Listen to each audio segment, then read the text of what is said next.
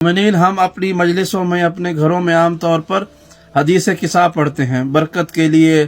اس میں ہمارے آقا و مولا سید و سردار اہل بیت علیہ السلام کے حوالے سے قرآنی لب و لہجے میں، آفاقی لب و لہجے میں، الہی لب و لہجے میں گفتگو ہوئی ہے.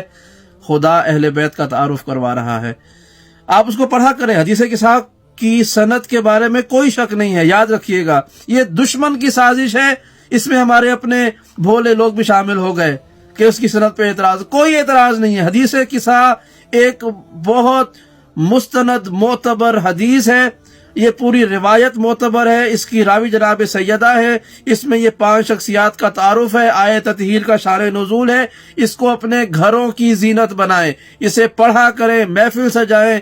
2 شخص 4 شخص مل کر حدیث قصہ کو پڑھا کریں. بچوں کو بتائیں یہ کیا ہے. حدیث قصہ کو معمولی نہ سمجھیں. اس کی برکت سے آپ کے گھر جگمگا اٹھیں گے اور خدا کی رحمتیں آپ کی طرف نازل ہوں گی.